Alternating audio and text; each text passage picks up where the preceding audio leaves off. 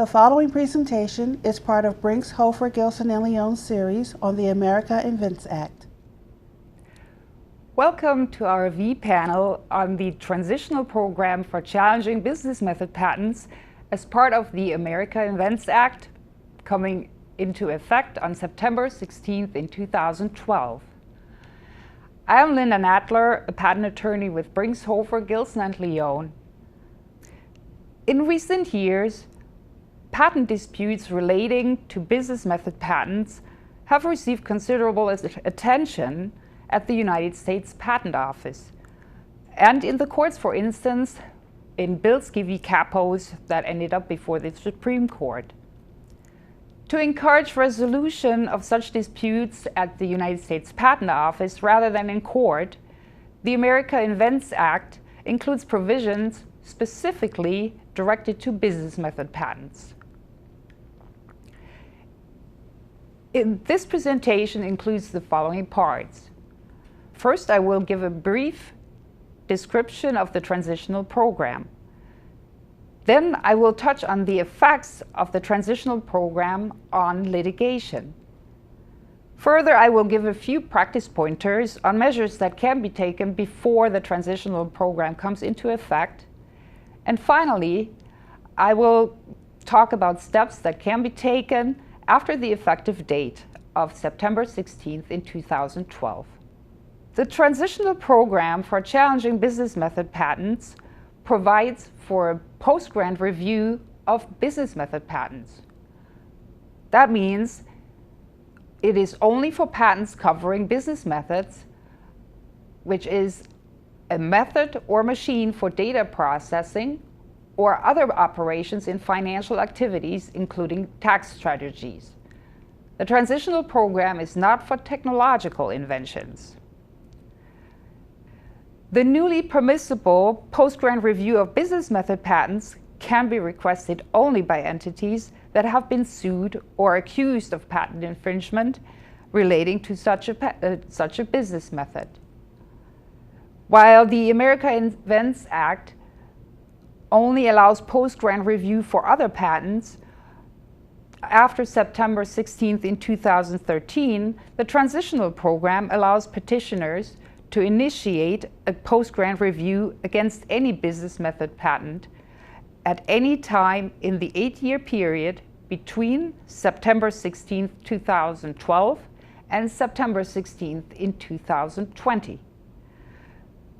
The post-grant review of a business method patent can cite any grounds for invalidity, including patent eligibility under Section 101, novelty and obviousness under Sections 102 and 103, and indefiniteness under Section 112.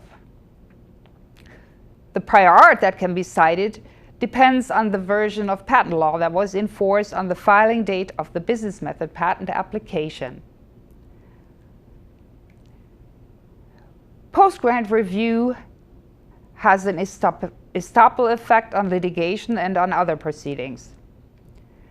The issues raised in the post-grant review cannot be raised again in any other venue. Further, the post-grant review also prevents any other issues to be raised in other venues that could reasonably have been raised in the post-grant review proceedings. The petitioner may obtain a stay of litigation if certain statutory factors will be met by the post-grant review. For example, whether the burden of litigation will be reduced by dealing with certain issues before the United States Patent Office, or whether a stay will simplify the issues and streamline the trial. Beginning immediately, companies should consider taking the following actions.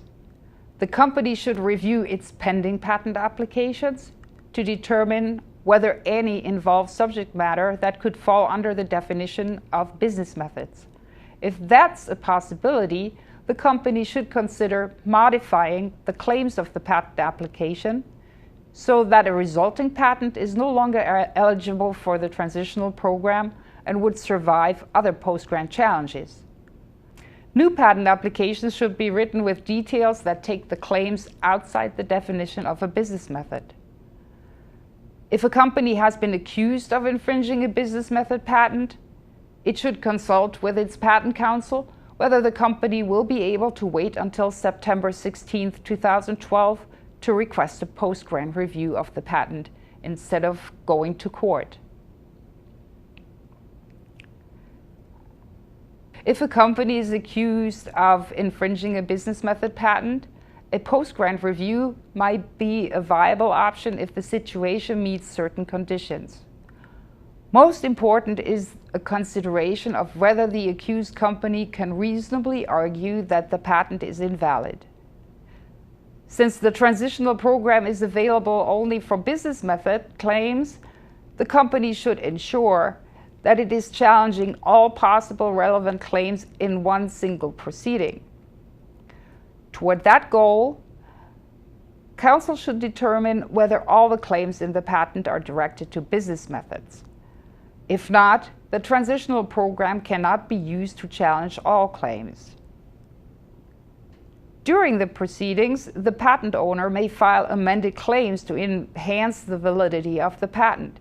If the claims require no specific technical adaptation of a device, and if the specification mentions physical devices only by generic names, it is less likely that claim amendments can remove the patent claims from the business method definition. If the specification does include specific technical features, it is helpful if those technical features differ from the allegedly infringing product. If these factors are met, a post-grant review of business method patents under the transitional program is likely a feasible alternative to asserting invalidity in court. If you have any questions or wish to discuss how various aspects of the America Invents Act may affect your organization, feel free to contact your attorney at Brinks, Hofer, Gilson & Lyon with any questions. Thank you for your attention.